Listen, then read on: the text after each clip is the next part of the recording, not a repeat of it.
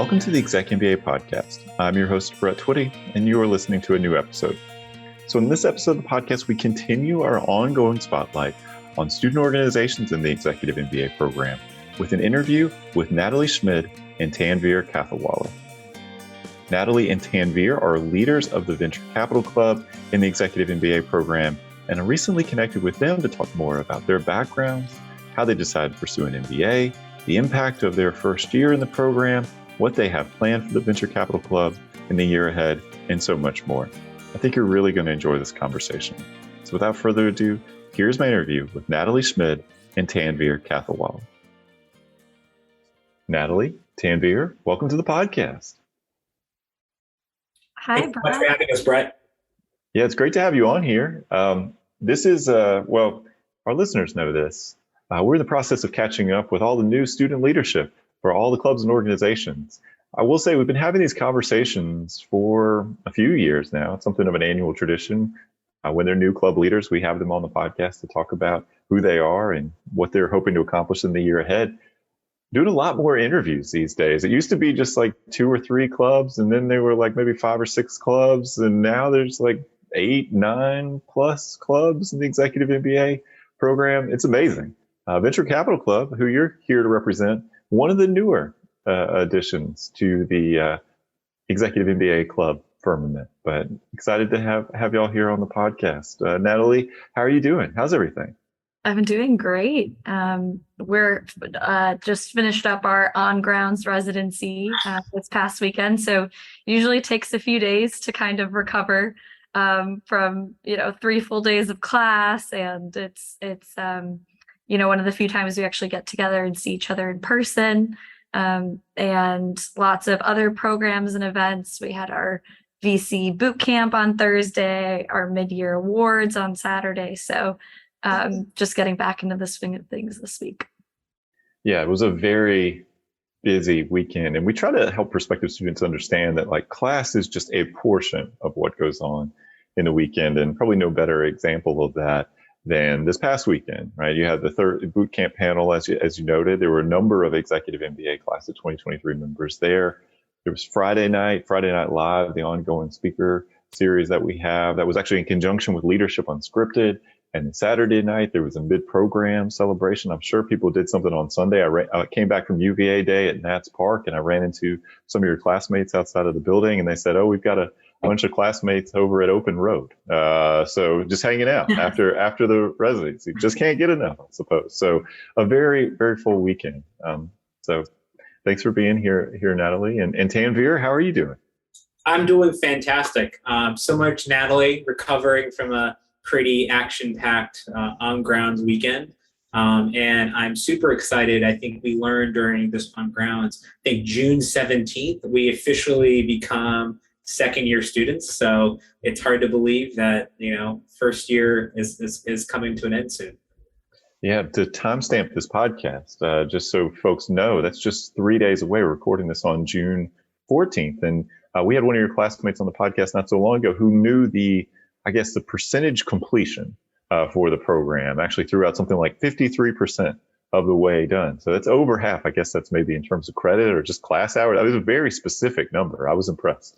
So people are playing along at home. So that is great. And thank y'all so much for carving some time out of a busy work day.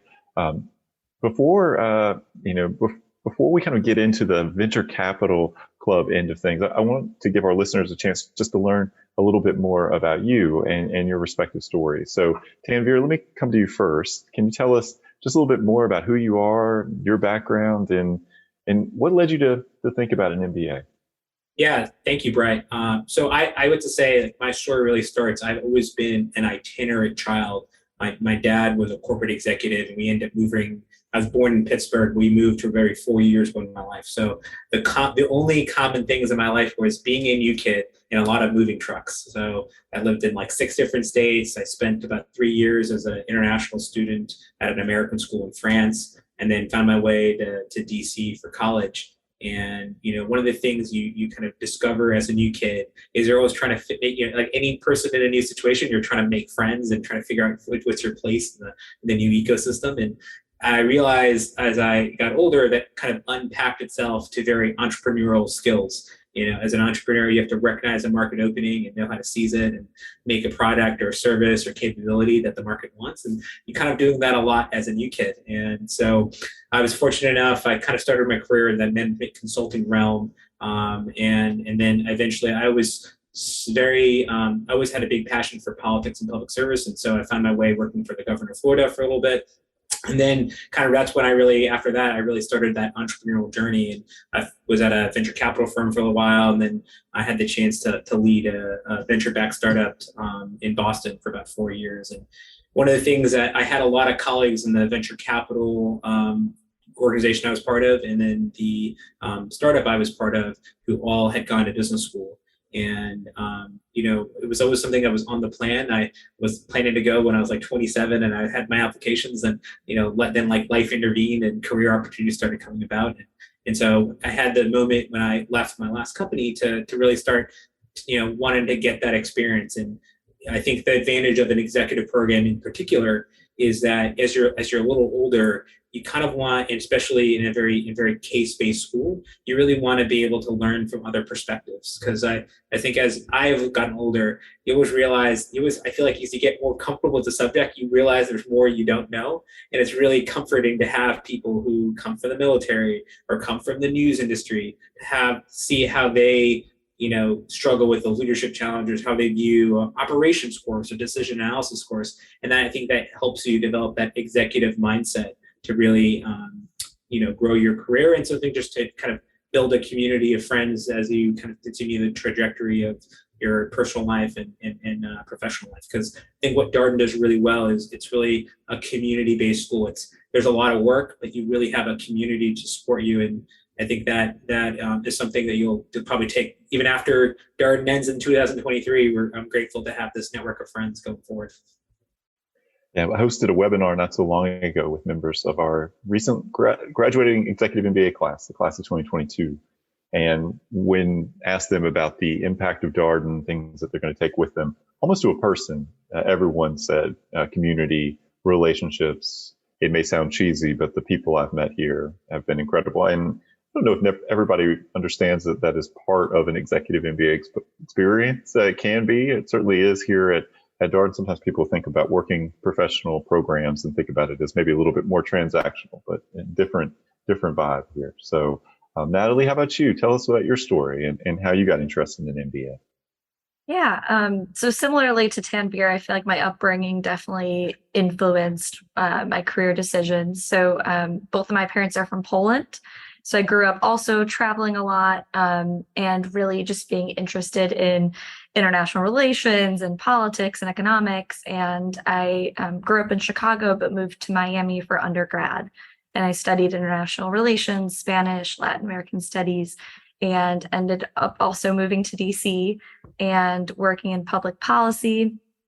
Started out working for a member of Congress, worked for the Department of Health and Human Services, then was detailed over to the White House, worked on the Domestic Policy Council, the National Security Council, and about 2 years ago ended up actually making a pivot into working in international development finance.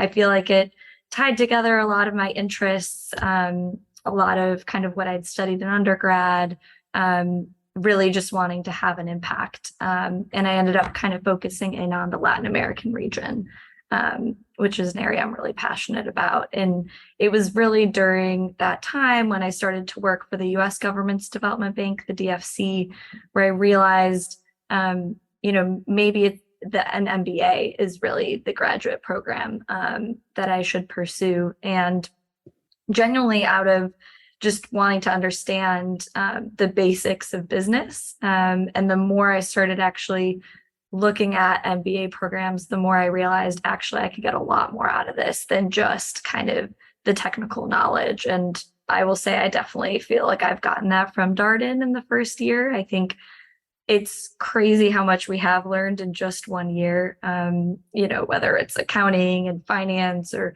operations or decision analysis, but also a lot of the leadership courses where we're kind of developing our own leadership values and really preparing to be leaders. And I think that's something that Darden does incredibly well, especially in the Executive MBA program.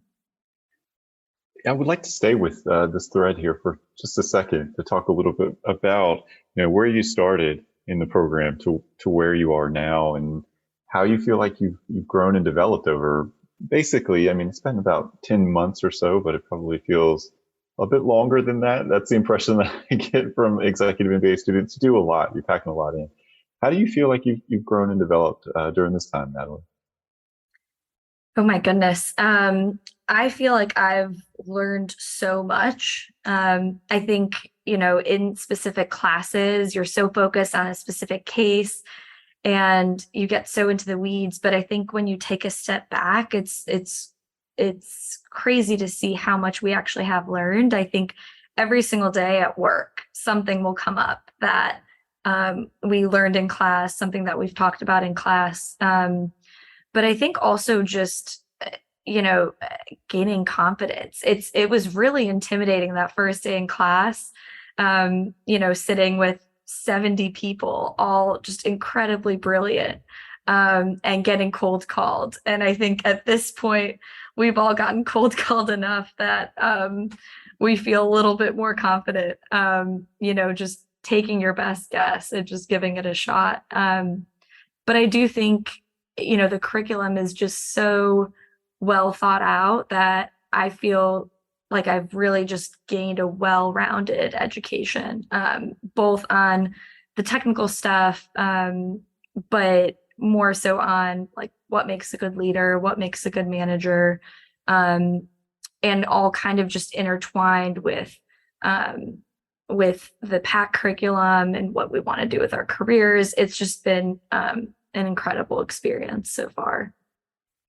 Appreciate all of those points. And for our listeners who are just learning about Darden and may not know that there is this thing called a cold call, and that is when you get called on and you didn't even raise your hand, you didn't even volunteer. The faculty member would like to hear directly from you. It's something of a rite of passage, I suppose, in Darden classrooms, but it's the nature of the experience. Case method is participatory, contribution.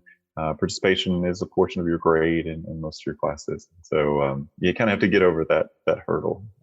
So thank you, Natalie. And Tanveer, same question for you. You're about 10-ish months in at this point. What's been the impact of the program for you when you look back on this time? Yeah, I was like listening to Natalie as she was talking and reflecting. I think if I were to bucket what my key learnings or key development areas are, I think I am much more comfortable at knowing where to apply technical analysis. I think for most of my career, I always kind of saw them in isolation. I think Darden really, with the program, does a fantastic job of integrating is technical skills and some of those relationship skills or emotional, like those kind of EQ skills. They're teaching you how to integrate them. And I really want to call out one of my favorite professors in the program so far is Robert Caraway. And there's a case, sometimes there are cases that will really stick with you. And there's a case we did in the first semester, which was my first semester at Darden, about whether he gave you this case of all these numbers and you had to make a decision whether you want to race this car or not. And then as the discussion unfolded, he actually revealed you're not racing a car. This was the decision of whether to launch the Challenger.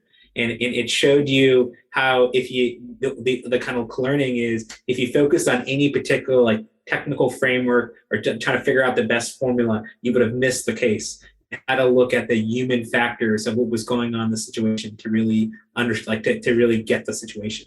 And I think that is one of the most profound learnings I've had in my kind of academic and professional career to date, is you can be right on the ingredients, but you can be wrong on how you put the recipe together.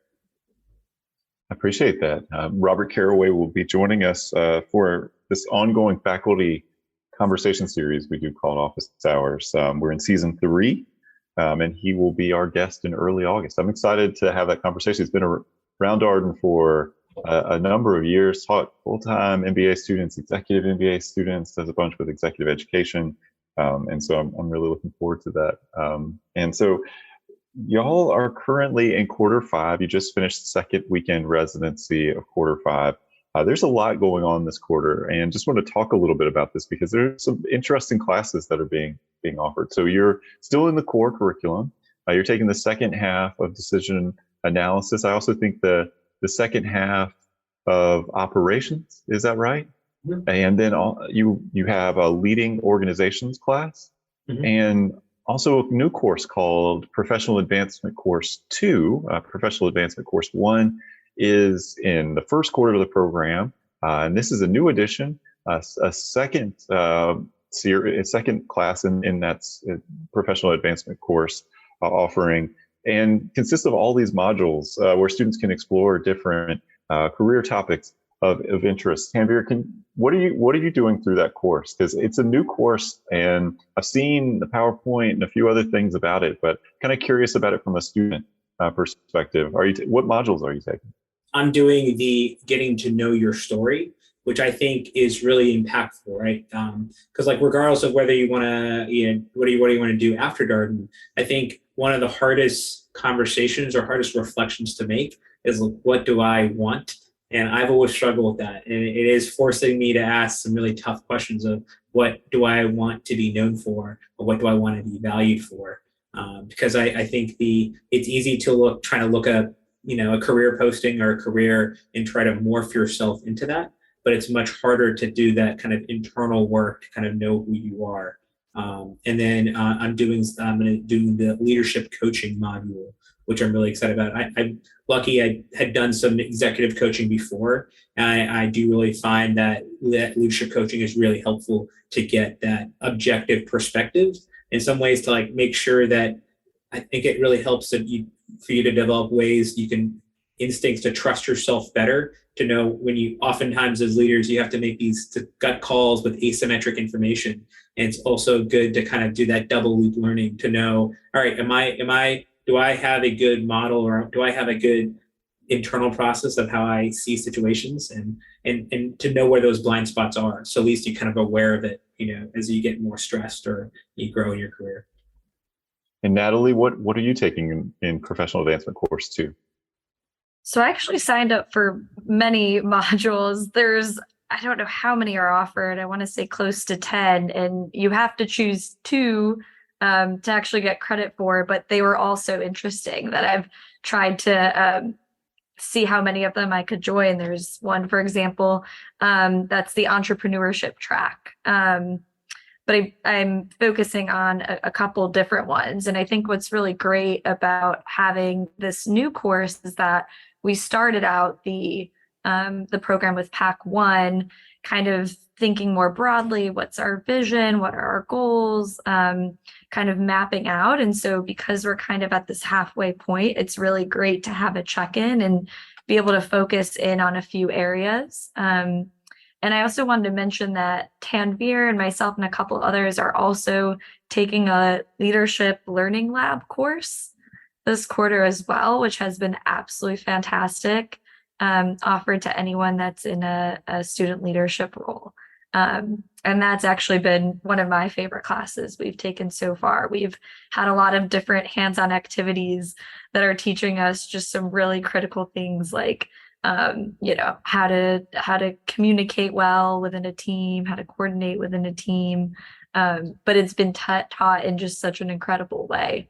So it definitely has been a busy quarter. I think that makes it 5 classes for us instead of the usual 3. I will admit, 5 classes is a lot, but hearing about Pack 2, I mean, that sounds interesting, and it's career related and a very natural time for students to be doing career related activities, particularly for folks who want to do recruiting and they're thinking about that as you kind of round into the second year of the program. A lot of that will really pick up over the summer and the fall of the second year. And it's also nice just to check in with some of these things. The interesting thing about the Executive MBA calendar, and it may not necessarily have occurred to our listeners, but if you think about it, you start in August, you go to December, and then you get a break for the holiday period. But the middle year of the program runs from January to December, and there's not a lot of long breaks. It's pretty continuous class. And so having some things that maybe keep you a bit more energized, that gives you a chance to check in with some different aspects of your motivation to come to school, whether it's career or some of the stuff you're doing in the leadership course. I can imagine it's probably a nice shift of gears from time to time. So let's talk a little bit more about your roles as leaders of the Venture Capital Club. This is, as I mentioned, one of the newer clubs that we have here in the Executive MBA program, really kind of kicked up within the past couple of years. So I'm pretty sure I saw both of you at a conversation that the Venture Capital Club hosted last year, a moderated conversation. And to me, that was a pretty significant step forward from the club, because up until that point, it had been kind of students gathering and doing things. And then all of a sudden they hosted a Friday Night Live. And that was a great conversation. And so you are now club leaders. And, how did you decide that this was something that you wanted to do during your second year? Natalie, what attracted you to this opportunity? So I've been interested in VC for a little while now. Both the development banks that I've worked at have actually invested in VC funds. And when we started out actually in Pack 1, thinking about what fields we might be interested in, I conducted my informational interview with Tanveer, knowing that he worked in this space. And the event that you mentioned last fall was really, really great because it brought all of us together that had this joint interest. And all of us in our class ended up going out to dinner afterwards and just diving more into the subject. And so really, Tanveer and I connected a few months ago, talking about what we wanted to do, thinking about what we want to do with the VC club over the next year, and how we can kind of maximize the next year at Darden to help, whether it's Tanveer's already in this space, but a lot of us are just interested in maybe going into the space, interested in learning more about the space. So just really excited to see what we can do in the next year. So Tanveer, it sounds like the story maybe begins for you before your time at Darden, but maybe certainly you and Natalie connecting about this started at that event I was referencing. That's pretty cool.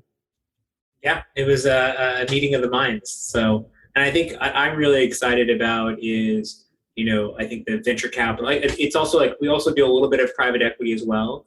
And as I said, we have really two goals of our tenure as club leaders is, one, we want to educate our classmates and the broader community about venture capital private equity. Even if they have no interest in eventually adopting those as careers, they'll probably, as given the trajectories, might invest into a private equity or venture capital fund down the line, or work for organizations where that is the capital that they have taken on, and just kind of helping them just understand, okay, like what are those words? What does it mean beyond those just kind of alphabet soup of words? And then I think the second mandate we really want to do is we want to just build that community. I think we're really grateful that Darden has this community ethos that permeates the school in kind of every facet. And we really want to help it take that same ethos and bring that to the venture capital private equity world. We're grateful that the Sands family grounds are named after a very prominent Darden alumnus and family that have made a very impactful mark in the space. And so we see our role kind of centralizing those resources, helping build a kind of an alumni directory community, so that going forward, future EMBA classes, future Charlottesville residents, they'll hopefully be like a greater living community that we can all go back to. It feels like there's some good energy at the school right now around venture capital, private equity, these kinds of career interests. And we had the boot camp panel just last week. There's now the Breakthrough Scholars program that was started relatively recently, within the past year, to attract folks to Darden who are interested in this. I will say, strong representation from your class at the panel discussion as well, and of course, some of you even attended a similar conversation last year as part of Friday Night Live. And so Natalie, as you think about your interest in the club and what you hope to accomplish in the year ahead, I've had some of these conversations with your classmates, and it feels like the class of 2023 wants to leave a mark here on the program, to what you and Tanveer have shared thus far make things a little bit better, push things a bit forward. So what are you looking forward to accomplishing, or what do you hope to do in the year ahead? Yeah, so I think Tanveer put it really great about our goals of learning and then also networking. And so something we had talked about with our VPs and with our club members is wanting more opportunities to be able to interact with people in the industry. So in addition to the panels, we also really want to have some more intimate gatherings with just the club, and inviting someone to come have dinner with us and have a more kind of free-flowing discussion. And then I think the really just tapping into all of the amazing resources that are available to us as Darden students in Charlottesville, and in the network with our alumni in DC, and then also just as an executive MBA class, tapping into our networks as well. So really just seeing how much we can do through this club, but also working together with other clubs. So for example, the VC boot camp that was on Thursday, there was also a large showing from the Entrepreneurship Club, because they're kind of interested in VC from the other side of wanting to actually raise money for their ventures. And so I think that's why we had such a great showing on Thursday. It was Entrepreneurship Club, it was VC Club, and since it was right before an on-grounds residency, everyone was in town. And so a lot of people thought, hey, this is, I've heard a lot about venture capital. I just want to learn more about it. And I think the moderator, Mr. DeVito, who's a faculty member, did a fantastic job of kind of breaking down some of the lingo and really getting a great kind of perspective on what's happening in VC today. I found that conversation really interesting.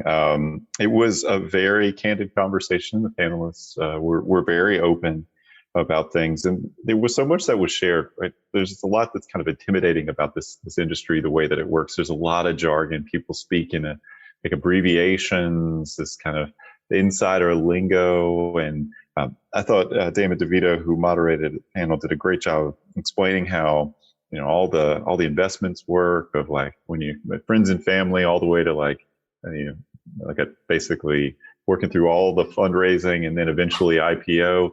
Also explained exactly how things work from a fund standpoint. Like if you had X number of dollars, like what would be your take home? Like if you were managing that fund and looking to make investments, that was an eye opener for me. I don't know about for the two of you. I was like, that sounds like a lot of money. And yet at the same time, you wouldn't necessarily be able to support yourself because of the way that things work internally and within the fund and what you're required to pay out and all this kind of. I found that amazing. So I learned something new. I'm sure that's the case for our students every time they go to those things. And I'm so glad that we're having those conversations. So I look forward to seeing what y'all accomplish. You've still got basically a whole year or so.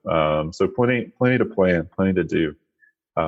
So Tanveer, I wonder, what are anything else that you're looking forward to as you look forward to your second year, and classes that you're going to take, things that are on your radar? I'm really excited about moving into the elective curriculum.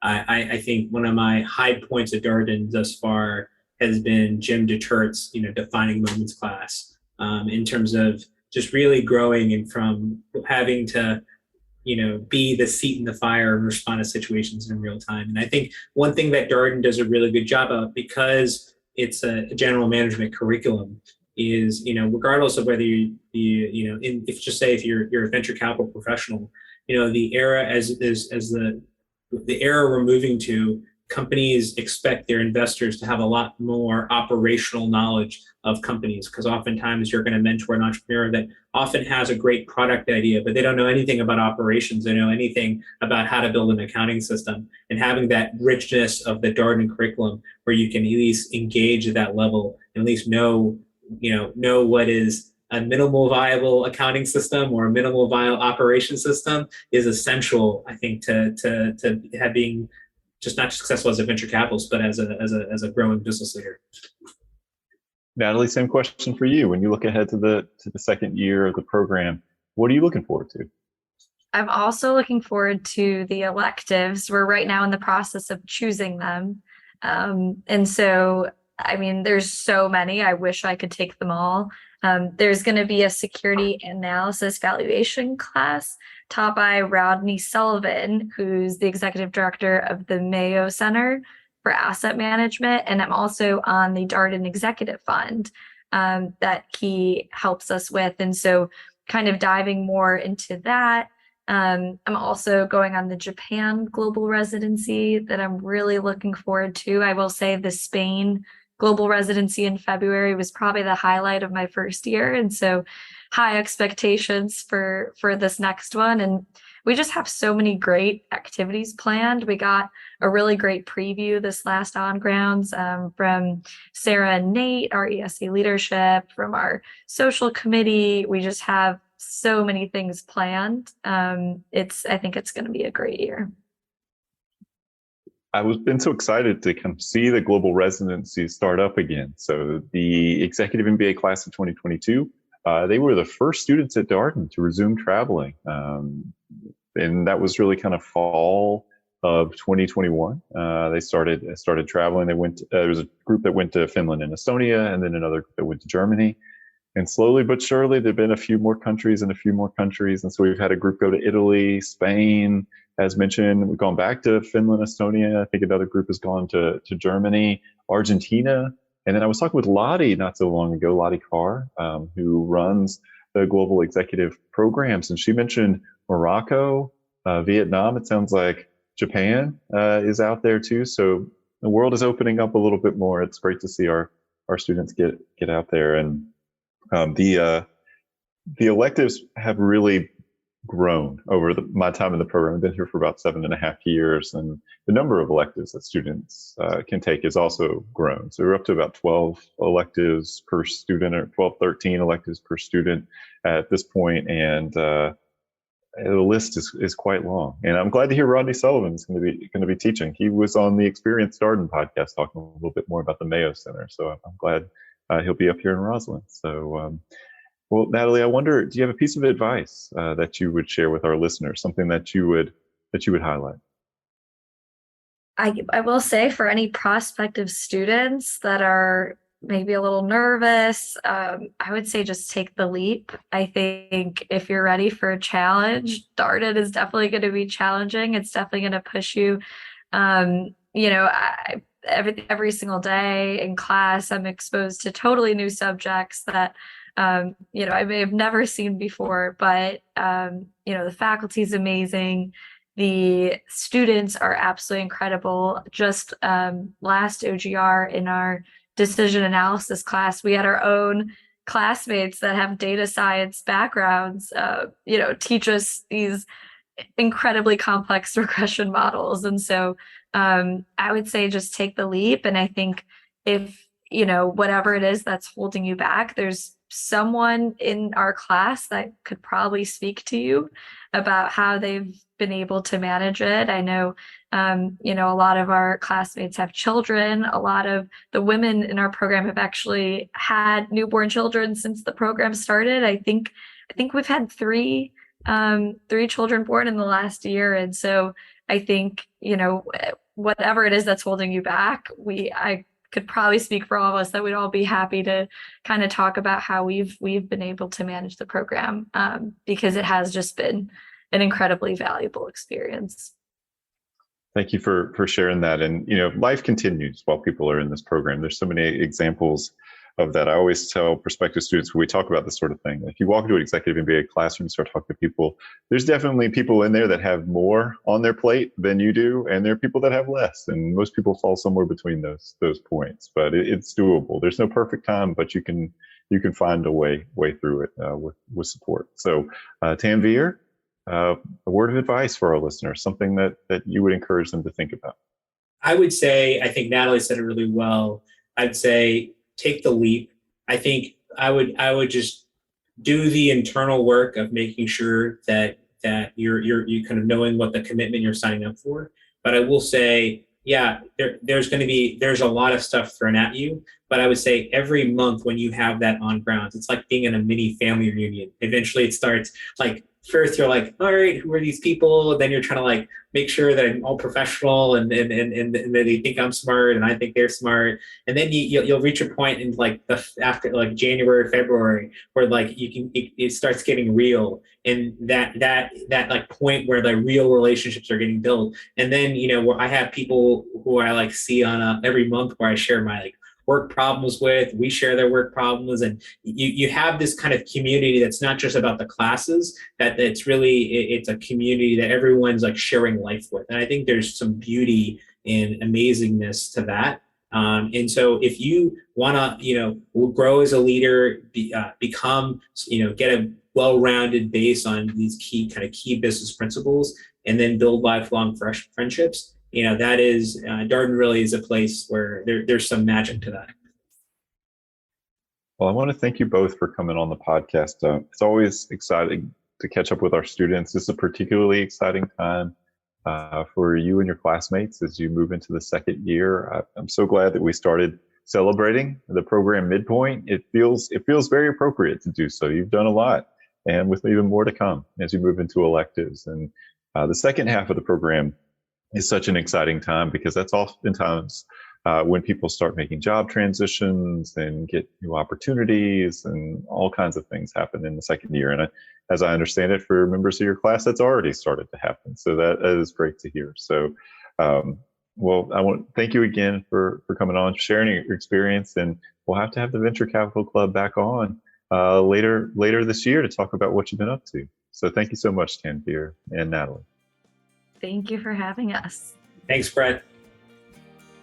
And that was my interview with Natalie Szmyd and Tanveer Kathawalla, two leaders of the Venture Capital Club in our Executive MBA program.